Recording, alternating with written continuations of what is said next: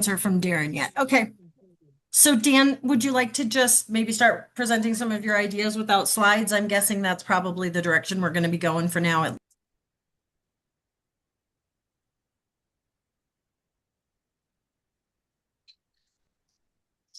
Sure. Let's call an audible and maybe we can get some Q&A going as well. So, Perfect. um, the area that I cover, I'm fortunate to have the Ogallala Aquifer underneath us, right? And so we have a precious water resource, and for us in the West and across many of the areas, we want to think about how we can be most efficient with that water, but also maximize yields at the same time. So, as we think about irrigation management as a whole, we need to understand one, what is the crop needs that we have on a daily basis? And then we need to understand what is that measurement of soil moisture in the profile. So there's a lot of different applications that can be employed, if you will, to look at evapotranspiration. That's really the measurement, if you will, of the crop water use. And I'm probably specifically going to be talking more about corn from this standpoint. But we know that every growth stage, as we get closer to vegetative stage, um, consumes more water. But we also know the dynamics of the weather around us are extremely important to that as well, right? So if we have really hot weather without humidity, we're going to have higher crop consumption along with those growth stages. Um, if we have higher temperatures and higher humidity, that can be less. We know if we're irrigating and there's water applied to that crop, we can have higher evapotranspiration rates as well. So my point being here is that not only understanding the crop growth stage, but the weather is important. So we're watering to what that crop needs are. And there's different measurement tools that are out there, from devices to websites that can be used to look at it, to university data. And then the other component of that is understanding what's the actual soil moisture in the profile. And so most commonly used would be a hand probe. So you're probing into the ground. You're using the hand feel method. So you're grabbing that soil and kind of balling and ribbing that up to understand what is the moisture in the profile. So typically we grab a foot, we ribbon it out, and maybe that's a 90. Then we grab the next foot, and it's an 85, and maybe the next foot's a 75. So there we can understand, what the soil moisture is holding, and then from that we need to understand how much do I need to apply from an irrigation standpoint. Um, so all those components, if you will, go into irrigation scheduling. Different tools from soil moisture profile standpoint and understanding. I talked about the hand field method, which is probably the most commonly used out today. But there are soil moisture probes that are very effective as well. And there's also some other scalable solutions that are out there today as we think about using today's technology with telemetry, meaning the as applied irrigation amounts that are applied, combined with ET factors using vegetative indexes and weather data. We've comprised an internal site that really takes all of that data today that's used, and helps farmers understand how much is being used by the crop, as well as where is my soil at? What do I anticipate the needs to be in the next 7 days to help the customer understand, I just got a rain. Do I need to irrigate today or irrigate tomorrow? And so oftentimes when I'm presenting to farmers, I ask them, what are you using today to know when to irrigate? And typically I'll get a chuckle because all the farmers are looking around the room at each other and they're like, well, I look at what you're doing, right? I look at what my neighbor's doing. But it's important for us to understand truly what the crop is using, as well as the soil moisture, so we can accurately apply irrigation. A lot of times we think more is better, but as we irrigate more and the crop doesn't need it, we start to lose nutrients in the profile, right? And that's not a good thing. roots may not develop correctly, which is not a good thing. So important to properly irrigate for those two reasons.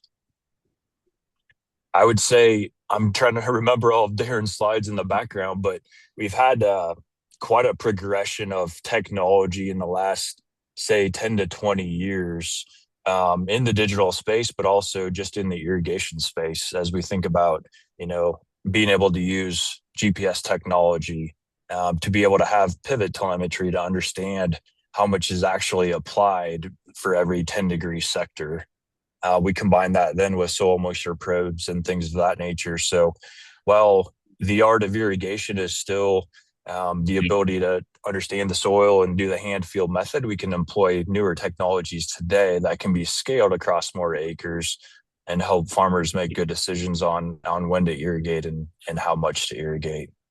So those are some of the things that come to my mind as we think through irrigation at a high level.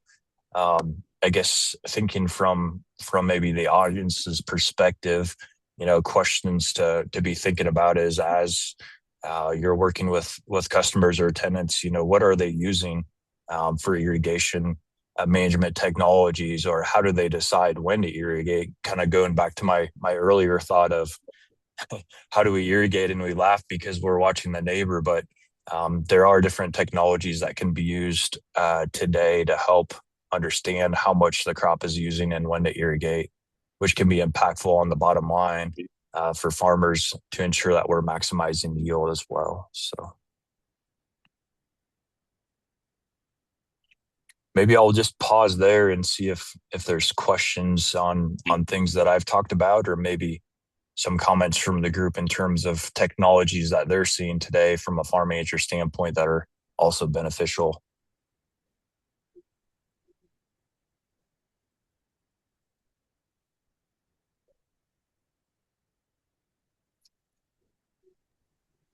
Hey, Laura, this is Lauren. I'm Yeah. curious, is there a way where we could easily survey the group just to understand what level of, I don't know, concurrent action with irrigation that the group has today? I know the webinar captures, all across the country memberships. I'm curious to Mhm. see who's working with it, who's not, and who's maybe even considering. Yeah, I think the easiest thing to do is have folks put answers in the chat. I can do a survey as well. It'll just take me a second to set one up. The chat would be easy too, as long as you guys are good with that. Yeah. It would Oh just be yeah, you bet. helpful to understand and maybe drive a little bit of discussion. Yep. So do you want to say that question one more time, Lauren, for folks? Because Yeah. you Yeah. understand what you're So talking about better than I do. sure. Well, and Dan knows 10 times more than I'll ever know. So there you go. But no, basically, I am very curious of those members that are currently on the webinar. Do you have irrigation or don't you? And then maybe even throw in, what part of the country are you living in? So, like, for example, I'm in Northern Illinois. Typically, we don't have a lot of irrigation, but interestingly enough, we have a lot of seed production acres. So tons of irrigation because of the seed production. So I'm curious just to see what the audience's experience level is. Great. I put the question in the chat as well. And if you all could just type in a quick response about whether or not you have irrigation and where you are, that's super helpful. Lauren, can you see the chat or would you like me to read out to you? Yep, I can see it and I'd be happy to kind of verbalize it. So Perfect.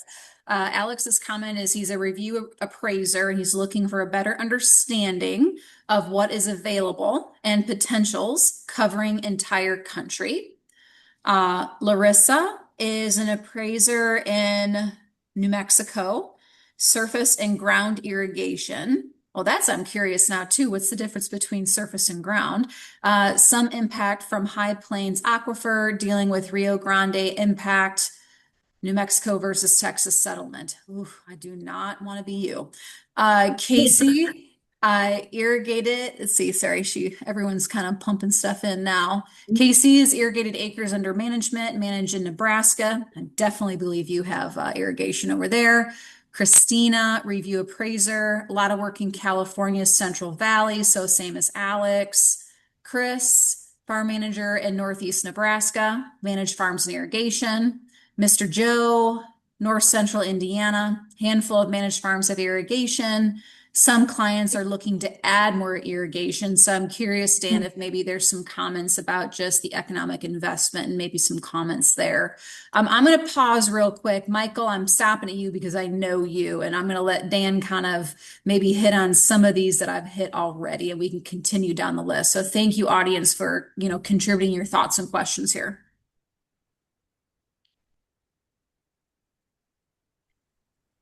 You want Good to afternoon, throw out? everyone. Sorry I'm joining late.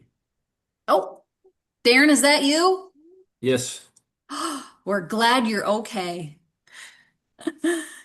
So, well, Dan did a really nice job, high level kind of summary of the overview of your discussion today. And then we were just encouraging the audience to add in some, Q&A chat, where they're from, what was top of mind for them on irrigation. But we could easily save that for the end and jump right into the awesome set of slides that you guys have prepared. But I will let Darren and Dan kind of take the lead on what you want to happen. you bet. Let me just get share going.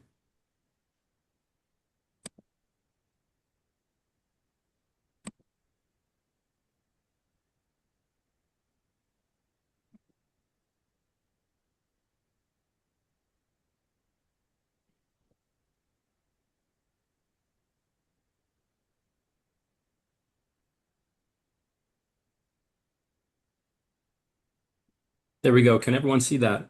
Yes. Well, hey, good afternoon, everyone. Great to be a part of this meeting. I appreciate the opportunity to spend time with such a great group of ag professionals. So thank you. Thanks, everyone, for the opportunity.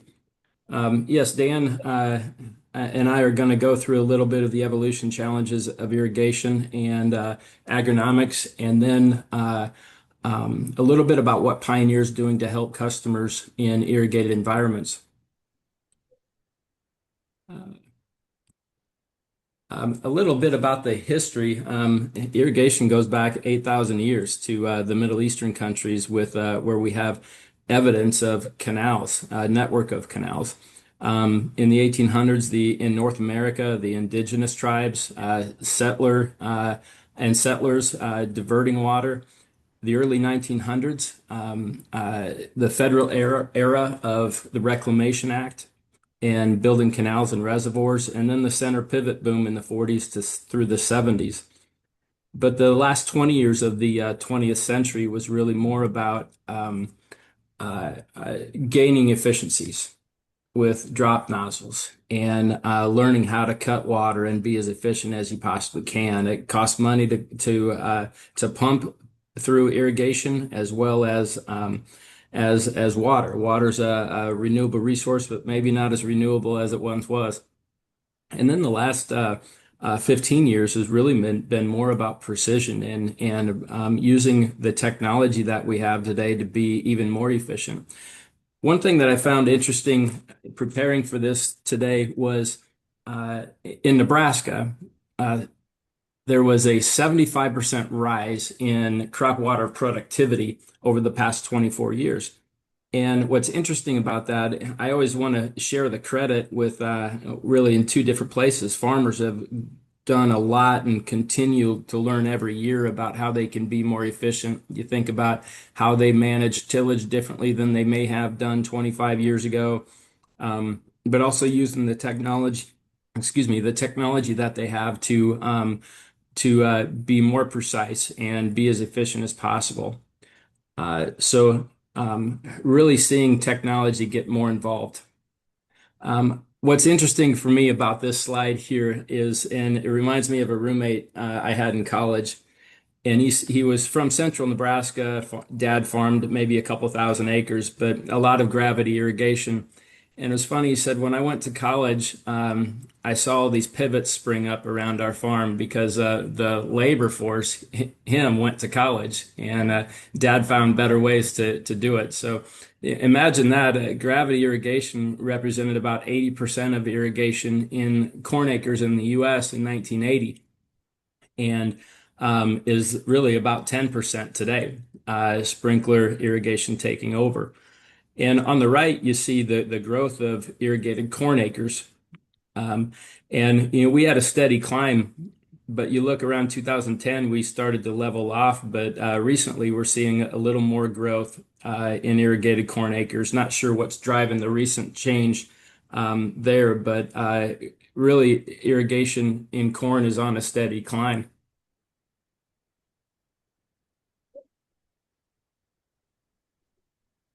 I I really like this slide because it speaks to the challenges that irrigated farmers have east to west. And making these decisions is challenging for every farmer, but it's a different challenge. You look in the west, the brown states, we hear stories in the Texas Panhandle about the Ogallala Aquifer being reduced, or losing the amount of water that they can pump. We hear stories in the Texas Panhandle of uh, uh, 15 years ago, we once had a one well feeding 800 gallon per minute to one pivot. And today, that same pivot is being fed by three wells, and they can't get 500 gallons per minute out of that. So we're really seeing a reduce in water availability. And that is not just in Texas, it's coming into western Kansas and even parts of Nebraska. So really the statement of running out of water is really a true statement in some of those areas. And then the transition area, Iowa, Missouri, Minnesota, and the states north and south of there, irrigation's really, the ROI is unpredictable. It's a difficult challenge, and really gravitating to areas of sandier soils, the river bottoms for sure. But it's not as easy as of an ROI as you can find definitely to the west. And then further east, it's interesting to talk to farmers there, and the stress of the decision to irrigate is many times that if I really need water today because I'm afraid I may get 2 or 3 inches of rainfall tomorrow, and then I have a soaked up mess. So definitely very different challenges east to west. And I put in this slide in the east mistimed rainfall, and there's really no mistimed rainfall. We don't control that. That's an act of God. But just kind of joking there. That's the concern of the farmer in the east. Yield increases from irrigation. There's really two sources here. One is on the left, Food and Agriculture Organization of the United Nations, showing by crop the potential um, increase in yield or percentage increase in yield when you add irrigation to a dryland farm. And the graphic on the right is from University of Nebraska's Crop Watch. So definitely corn is the leader. Sunflower, soybeans, alfalfa is all played in there as well as high impact crops. When you talk about the system or method, if you're considering investment in irrigation, if you have a landowner that's considering an investment or an upgrade, if you look at the figure on the left, the different costs per acre from surface to pivot to drip, um, and gravity irrigation, each of them have their place, really dependent on the situation and what resources you have available to you. The capital investment for gravity or surface irrigation is definitely lower, but the operating costs are higher and labor costs are higher. And water efficiency is lowest. So it really depends on what's important to you. The center pivot is more of a moderate amount of capital investment, as well as moderate amount of in labor costs, and operating costs. But the efficiency is high. Now, again, it depends on what's most important to you. Drip irrigation has the highest in efficiency. It's low in operating costs, but it's also the highest in capital investment. So it really depends on the resources that you have available.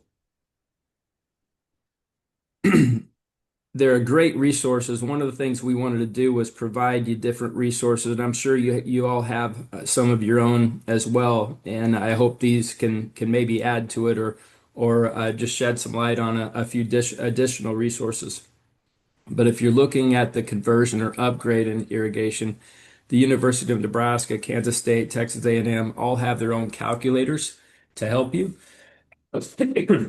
And and I'm sure there's other resources out there too that I'm not aware of, but those are three key ones. Um, and if you have a landowner that has owns the pivot, a good practice might be to use a catch can test to understand the efficiency of the machine, and are there are all the sprinklers putting out the water that you think they are, and how consistent are they as you go from span to span across the pivot. I think Dan is going to talk a little bit about this test as well in with his slides. Other resources, certainly the Pioneer sales rep, irrigation dealerships, and well drilling companies at the local level will be a great resource to you as well. The one thing I paid a lot of attention to in the last 5, 6 years is the adoption of technology and irrigation. And leading the way is really pivot telemetry. Lindsay and Valmont together report that 42% of the pivots in the U.S. have telemetry on them. And we think that's a little low. It's not factoring in Ranke Irrigation as well as the startup companies that provide telemetry. And polling our Pioneer sales reps, we believe that number's closer to or above 50% of the pivots have telemetry. And what's great about the farmers doing that is they're setting a base of technology for the ability to add more technology in the future. Additional tech, certainly soil moisture sensors, they're great data. They're a little labor intensive, and the scalability is really the bottleneck. Is it's hard to get a moisture sensor in all the fields. And the last thing, the thing that's really starting to change, of course, is artificial intelligence and model-based scheduling. That's just starting, and really artificial intelligence means different things to different people. Um, you could have a large operation that might be managing over 100 pivots, and they're using AI to analyze water output from their wells and their different systems, and understand efficiencies there and apply that to application and where they need to schedule irrigation. And it could be more of a model-based crop modeling artificial intelligence that helps you understand soil moisture at the local field level, subfield level, as well as evapotranspiration. So really looking forward to the next steps in technology with irrigation. Dan, I would have you take over with water management. Sounds good. Thanks, Darren. And we talked a little bit earlier before you were able to hop on. So I might hit a few of the slides with a little less intensity since I talked about it, and maybe dive into a few of the other ones in a little more intensity. So we'll go ahead and get started. So if you want to go to the next slide for me, Darren, we'll kind of dive into things here. So this was the slide I kind of joked about when I'm talking with farmers. How do we make irrigation decisions? So is it a gut feeling? Is it the neighbor? Is it my agronomist? I have visual effects there, right? The bottom right is a pivot that's stuck, and they're using kind of a lug apparatus to help it get stuck out of the mud, meaning we probably watered not enough. But it's extremely important to understand how we make irrigation decisions and make them properly. Next slide, please. So one of the components, kind of like I mentioned earlier, was evapotranspiration. So that's really the crop water use. It's a mixture of the precipitation and/or irrigation combined with the evaporation from the soil, and then the transpiration from the leaf material itself. It's also influenced by the environment around us, right? Whether it's wind, humidity, temperature, the size of the plants. If you want to go on, Darren, to the next one. This is kind of my AI visual. I'm a visual person. So evaporation on the left-hand side, that's the steaming coming off the soil type. And then the transpiration is really those pieces of moisture coming off of the plant material. So I wanted to kind of describe that a little bit more in layman's terms of what the difference between the two is. Here are different ways to measure evapotranspiration. So on the left is an anemometer. It's kind of the old school way of understanding what is being used by the crop. So a little cylinder, you put water in it, and as the crop is using that, evaporation, transpiration takes place. It ceases, and then you can look at the difference from your starting point to where you're at. An easier way to look at it is in the middle, right? A tabular view from the university. Tell me today what my ET was, 2500s. Okay, I can rock and roll. And then we have kind of an AI type model-based scenario, which is on the right, that we're using. That also provides it in a graphical form, but it's using things like vegetative index combined with the weather elements that I spoke of to give a more accurate at field, scalable across multiple field level view of evapotranspiration. Next slide. So just a couple things to think about as we think through evaporation considerations, looking at corn here. The crop water is the greatest from tasseling through pollination, right? So when we get into that vegetative to reproductive stage, it's also the most critical time to prevent water stress because that impacts yield tremendously. Most plants are tolerant to some aspect of these stresses, but we still can, the leaves will roll up, if you will, and it'll try to protect itself. We can still have major yield penalties when we're not irrigating correctly because we don't know the evapotranspiration. I think the next part of this talks a little bit about soybeans. Very similar in terms of time period, right? As we go from vegetative to reproductive, that's the highest and most critical time period as we build those pods on the plant all the way through the finish of seed fill. Next slide. So a question from an agronomic standpoint that we get oftentimes is, well, I see my corn is rolling up. Is that a bad thing? How much yield am I actually losing? Am I using yield? And the old agronomy answer is it depends, right? The leaf rolling of a plant is a natural reaction of the plant to cool itself off, right? But the duration of that leaf roll and the time of day is really critical in answering, do we have a yield penalty for what we're seeing or not? I think the next part of that slide kind of builds out some of the metrics behind that. So as we think about yield loss potential and when that occurs, the closer we get to that transfer of vegetative to reproductive, that's when the highest yield loss occurs, like I said. And then we combine that with the amount of time that those plants are leaf rolled. So a lot of times when we see that leaf rolling, it is a natural reaction. But as that's prolonged into multiple hours and multiple days, and we see it throughout the day, that's really when we start to incur that yield loss. Next slide. So I talked about this briefly a little bit earlier, but why is measuring soil moisture so critical? It really starts with, well, we want to optimize yield potential, number one. We want to make sure that we're improving our water efficiency. We want to make sure we're very mindful of that resource that we have.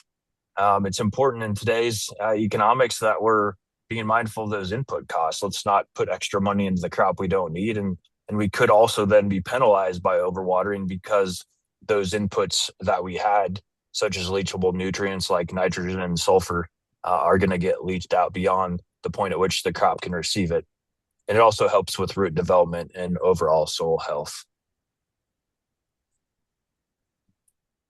So just a brief couple slides here on how do we measure soil moisture. So earlier on, I talked about the hand field method. So a lot of our crop consultants today, and even myself, will use that. It's the probe on the left. We grab the soil, we ball it up, we come up with a percentage, and we build that into a calculation. As Darren mentioned, technology has improved. In the middle there, we have a soil moisture sensor that's in the soil, oftentimes 3 to 4 feet deep. Every few inches gives us a different metric of where the actual soil moisture is in the profile and helps us understand our rooting depth.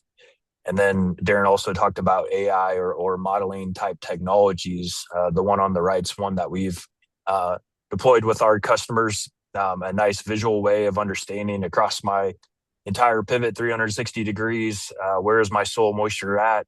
It gives me a metric that I can look at, tells me how many days until I'm going to reach that minimum soil moisture level that I'm comfortable with, and helps me understand, do I have 2 days or 3 days before I need to irrigate? And then also some other additional information in terms of total irrigation and precip throughout the different time periods. So kind of an advancement in technology just in that slide of itself.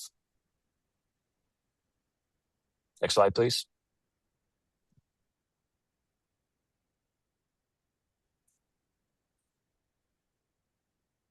All right, so kind of bottom line here, measuring and tracking soil moisture. My key takeaway is there's a lot of different methods out there. Find one that works for the customer.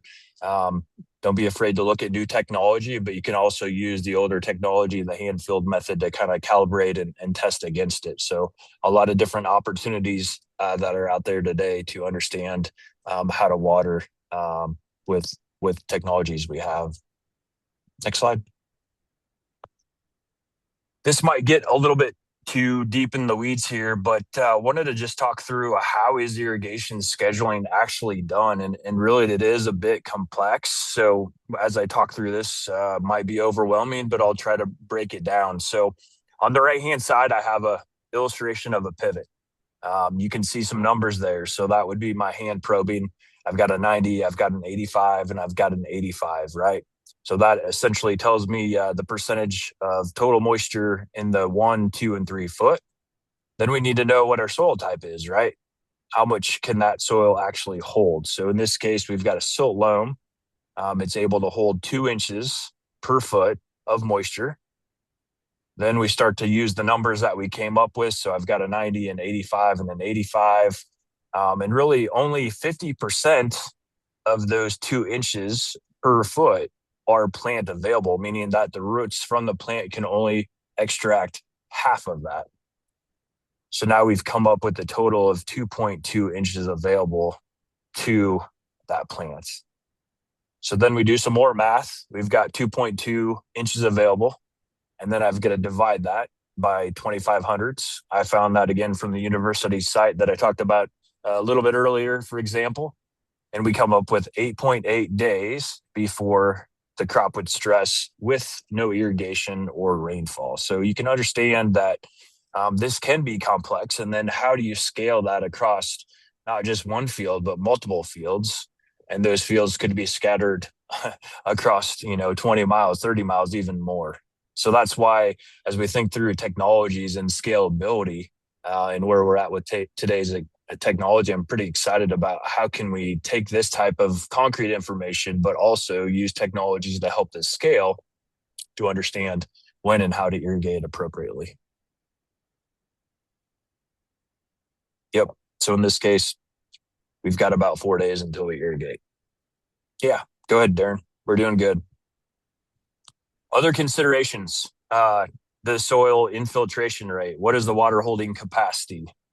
We think about overwatering can cause problems. I talked about that from a root development standpoint, from a nutrient standpoint, but we're also seeing disease that can be promoted by having too much leaf wetness, right? So when you're irrigating or you get rainfall, the leaves stay wet.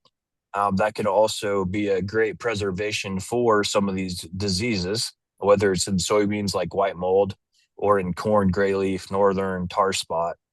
And so as we also not only research how do I maximize yield in corn and beans from an irrigation standpoint, now we have a component of disease. We also have to think about, well, if I'm irrigating at these times or these application rates, how does that affect disease presence?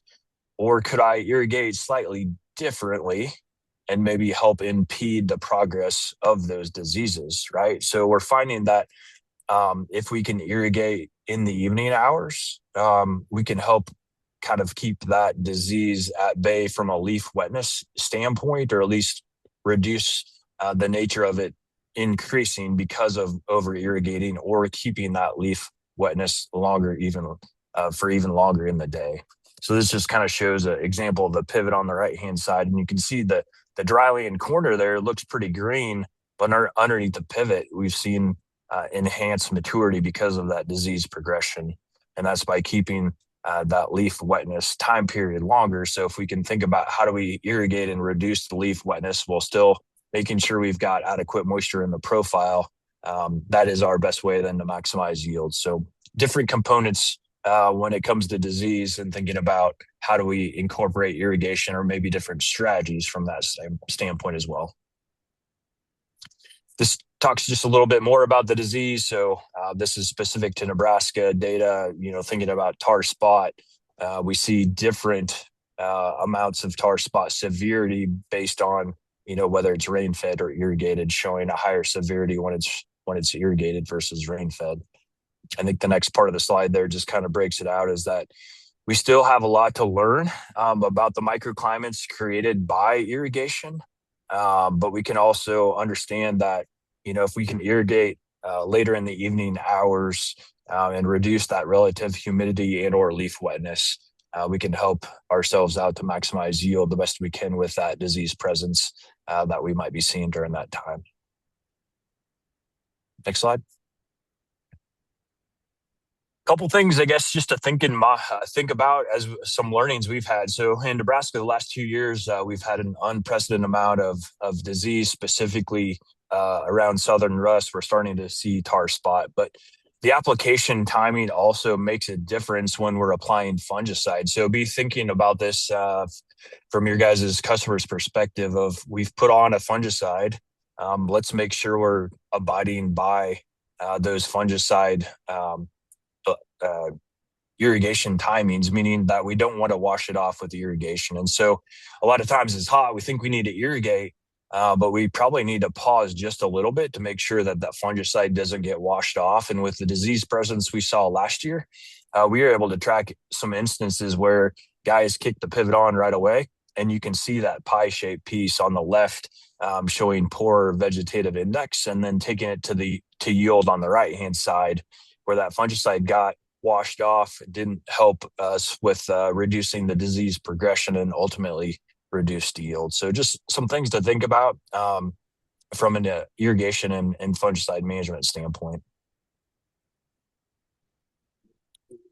Also think about, how do we help our producers make sure that we've got sprinkler nozzling corrected, or maybe are there times of the year that we can look at irrigation patterning? So this is an image that I took out from my drone earlier in the spring, and you can see that right out of the gate in the spring we had plug nozzles already. And so little things like, drone images or looking from a higher point of view to understand that first pass of the pivot, if we were to let that pivot run 12, 15 times, those areas that are dry are going to remain dry, and we're going to impede yield.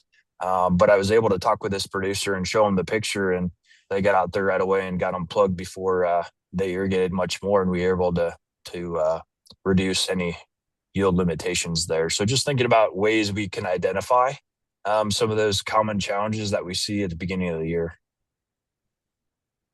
Got a couple more examples of plug sprinkler nozzles. I'm sure you guys have seen them, or aerial imagery, but it does impact yield, right? On the left, we've got a plug nozzle versus a fully watered, ear of corn, and the impact on yield is pretty significant. You can see that from an aerial view. You can see that from satellite imagery, just different tools in the toolbox today that are out there. So not just thinking about irrigation management, but the pivot itself is really an application tool. And we've got to make sure that that application is uniform across every acre on that field. Yeah, but here's a kind of an example of our imagery from granular here. You can see plug nozzles on the right-hand side. You can see that different pivots have corner systems, and those corner systems fold back. And so when they fold back, they give a different rate of irrigation across that field. And so we were able to pick up on imagery that the pivot wasn't set up or was not discharging the right amount of water as that pivot was fully extended versus when it was brought back. So we haven't talked about the red solo cup here today. We've got fun and games with red solo cups and irrigation. So one of the trials that we worked on from the Pioneer Agronomy side is we've got a lot of pivot irrigation, but how uniform is that irrigation across multiple spans on one field? We saw plug nozzles, but we might actually have imperfect distribution across nozzle to nozzle or span to span. So I think the next slide talks a little bit more of some of our findings here. We put red solo cups out at different spots. This graph here shows our catch cans in blue and the amount of water that we collected at each one of those red solo cups. What the green line is an inch 10 that shows what we were anticipating for application per, the pivot panel and the settings. And our actual average application was 60 hundredths, right? So across all of that variation from span to span, we were seeing quite a bit of a difference. On the very bottom axis, it goes from 488 to 1200. That is the distance from the span we started at the end. And if you notice the blue line, the actual catch can amount, we had variation, but the further out in length we got, we started to see the amount of water was actually less, right? So when we look at, say 600 feet compared to 1200 feet, we were putting on, 20, 30 hundredths less of water. So pretty eye-opening if you take the red solo cup, like Darren mentioned earlier, and just kind of see what are we putting on from the first tower to the last tower and in between there. I think the next slide, Darren, if you want to go to that, talks about some of those overall findings. So we did about a dozen different tests on pivots. You can see the application uniformity. So overall, I would say it was acceptable. But randomly, we ran across several pivots that really had poor uniformity, and we had some that were excellent. And so it was an opportunity for us to partner with our customers to kind of take a quick check to see how they were doing. Darren mentioned might be an opportunity for you guys to take a peek with your customer and see if there's opportunities to make sure that we are efficiently watering in those amounts out there with such a simple catch can application like this. Do a little bit of math and just understand what I was actually trying to put on versus what we actually put on, and if there are differences from one tower to the end tower.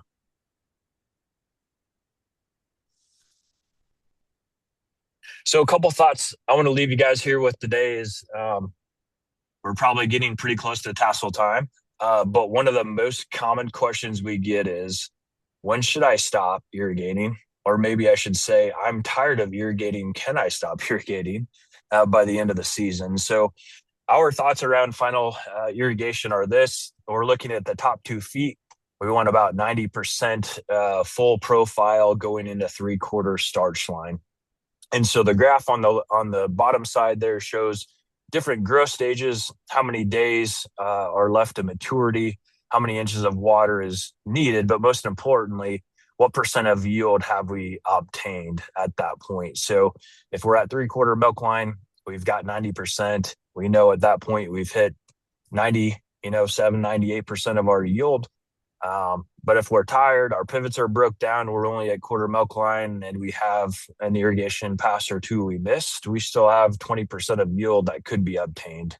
So it's extremely important as we get towards the end of the season that we're not shutting off early to maximize yield in the 4th quarter. So next slide, I think, talks about why. I talked to you a little bit about the percent of yield out there, but it's really that percent of corn accumulation of kernel material that's made at that point in time. So you can see the weight there in the middle part of the screen. So 56 pounds of corn at 15.5%, 47 pounds of dry matter. But in a 200 bushel environment, that's 10 to 14 bushels. In a 240 bushel environment, that's 12 to 17 bushels. That could still be left on the table if we shut off watering too early. So dying to finish does not produce quality starch, right? We don't allow that year to maximize yield in the kernel space if we shut off too early.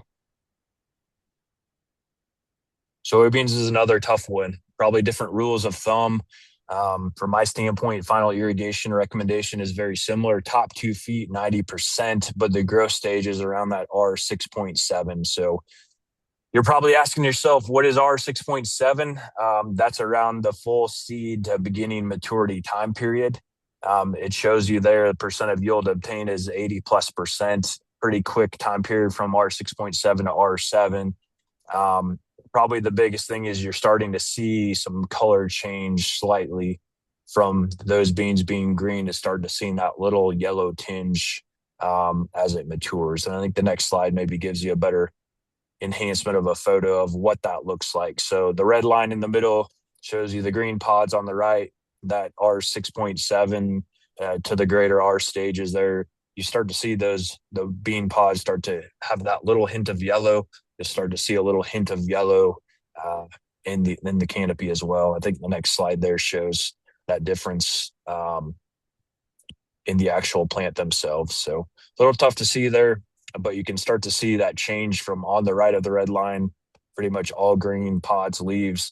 On the left, you're starting to see that faint hint of yellowing in the pods as well as the leaves. I feel like that's a good time where we want to be soaked up 90%, and we can let it ride out and maximize yield from that standpoint.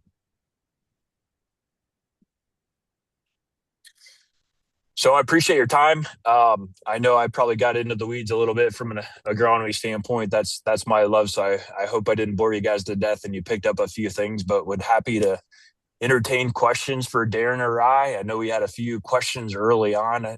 Maybe we can circle back and just see if we caught those questions throughout the presentation. This is Thanks, more. Dan.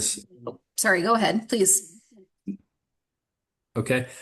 Just to finish this up, as you guys are thinking of different questions you may want to ask, we also wanted to talk a little bit about what Pioneer's doing to help our customers in irrigated environments. What's really important for us is that we're making sure we're giving our customers or helping our customers grow the best crop that they possibly can, and positioning our hybrids, right product, right acre, every chance we get. So there's a couple of different things that we're working hard on today to improve our customers' experience and giving them the best product for the situation that they have in every field. And this is a trial that we've ran. This will be the fourth year that we've run it, and Dan has been really integral in setting this thing up and getting the data. But a lot of times in these limited water environments, we get common questions from farmers about what hybrid at what population will give me the best outcome when I have so many inches that I can pump. If I'm limited to 9 inches or 12 inches. Dan, would you want to comment more about this trial that you've worked hard on?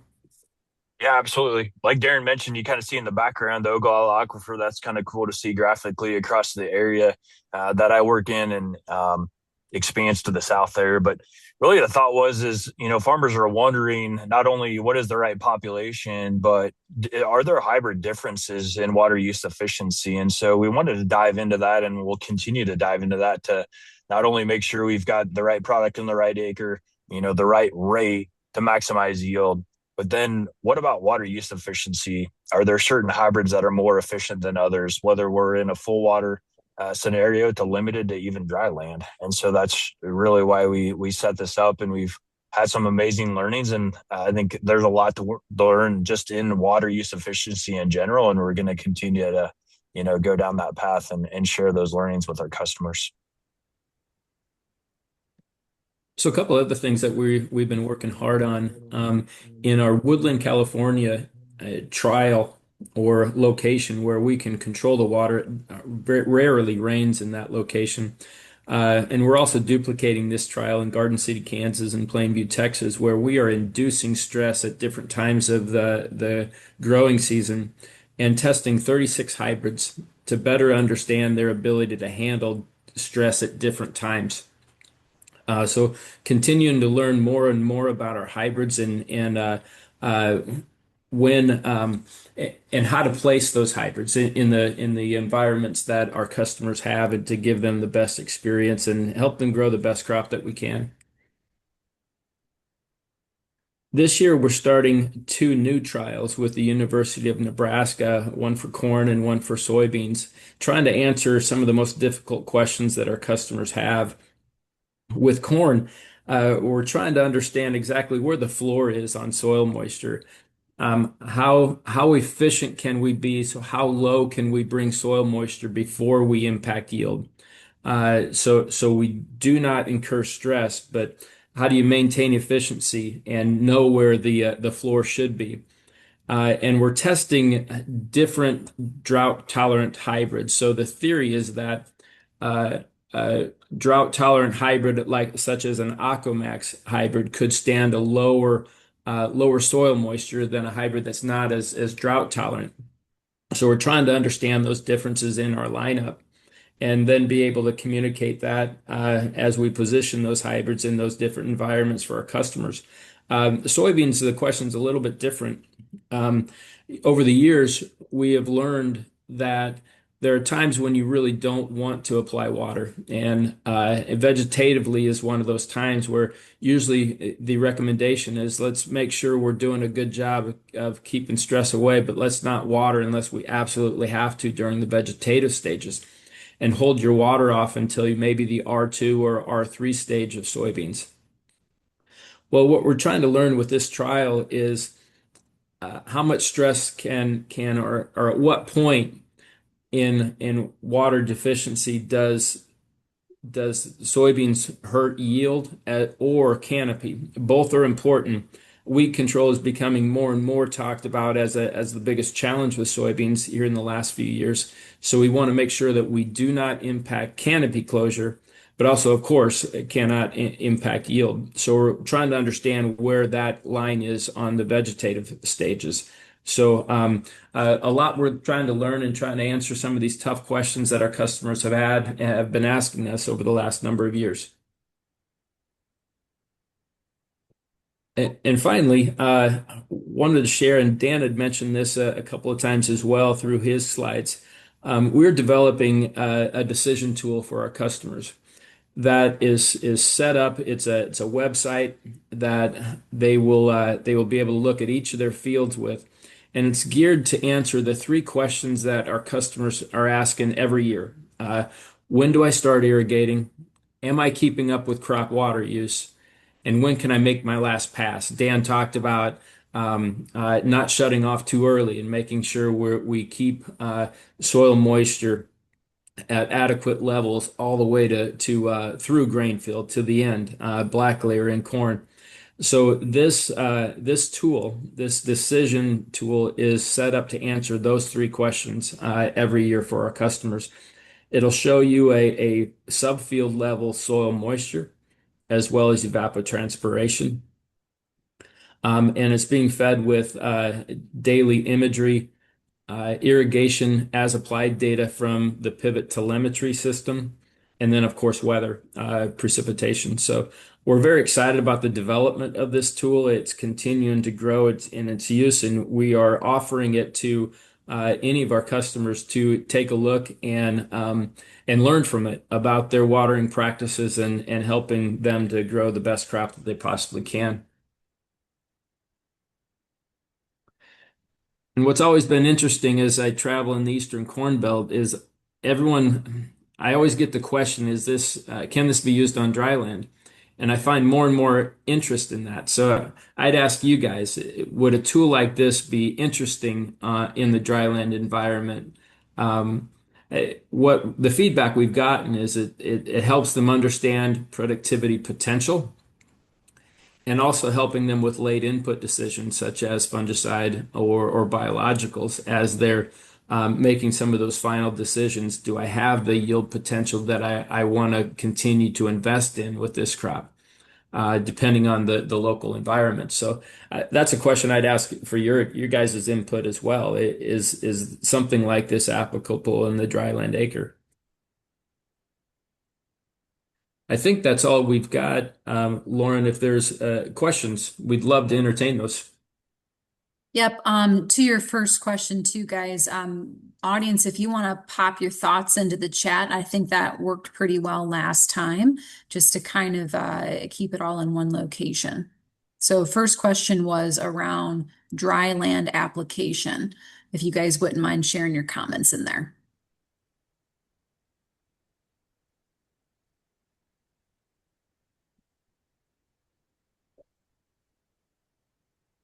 Dan, Darren, do you guys have chat open? Or do you want me to read it? Yeah, I'm taking a look at it now. Uh, Alex Patterson, I could see where it could potentially influence someone's decision regarding irrigation development. Yeah, I'm sure that could help you understand what the environment, the soil moisture, and how that might be impacting the crop as well. Should we, did it impact it significantly, and could irrigation have, could there have been a significant ROI with irrigation investment there? You bet. Hey, Darren, Dan, I actually have a question. How it relates, the water reporter relates to our fungicide timing tool in Pioneer. To give a very high level background on it. So fungicide timing is a phenomenal tool that we use to help us understand, well, quite frankly, timing of fungicide application. Is the water reporter included in fungicide timing? That's a great question. So we don't integrate the two at this point. We've had that question and request, and that's something we're considering in the future. Right now, for the irrigated acre in fungicide timing, we do input irrigation and try to help the solution understand how many times the pivot's going around uh, to that wets the leaf and can increase disease proliferation, but and disease risk. But at this time, it's not integrated, but we're looking to do that at some point in the future.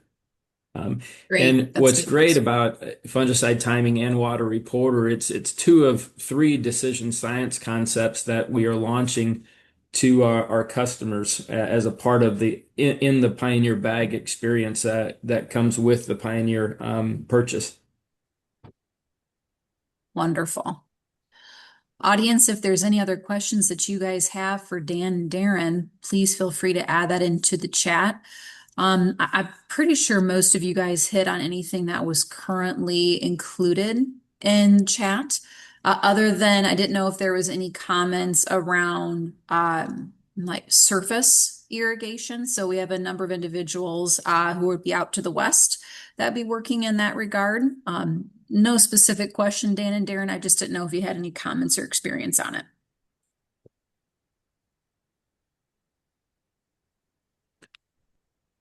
Yeah, I cover the western. We have some of that surface, irrigation, and it is the irrigation source that we have, right? In some cases, we can get that converted to a pivot that's more efficient. Um, some of the tools, such as soil moisture probes, might be, helpful in that scenario. And then the hand field method, probably for understanding soil moisture, would be the most common way to understand soil moisture from that standpoint. But yep, familiar with surface irrigation from the west, and there's additional questions that I can help answer, frame it up for me, and we can take a shot at it. So Yeah, I'm and not I think seeing. as Dan alluded to, and as I mentioned in one slide as well, the irrigation method that's invested in really is dependent on the resources that you have. And sometimes gravity is just or surface irrigation is the one that fits a situation. Um, uh, it's the least expensive, not quite as efficient, and a little more labor intensive. But again, it depends on the resources you have available. Wonderful, thank you. I'm not seeing any other questions popping into the chat, and I know we are over time by about 3 to 4 minutes. So, Laura, if you have any of the audience membership or anyone who watches the recording of the webinar have some follow-up questions for either myself or Dan or Darren, I'm happy to help triangulate, that membership question to Dan and Darren. Perfect. Thank you so much, Lauren. And thank you, Dan and Darren, for the presentation. It was a ton of really good content. We appreciate you taking your time to talk to our members today. All I do want to let you know, we'll post the recording behind our member firewall. And I have had a request for the slides. Not sure if you're willing to send those out, but it would be great if you could, because some of our members would love to be able to look at that information a little bit more. You bet. I'll send it to you, Laura and Lauren, as soon as we get off. So thank you. Perfect. Thank you. I hope you have a lovely rest of your day and a great 4th of July. Thanks, everyone. Thank Appreciate the you all. opportunity. Mhm. Take care. Bye.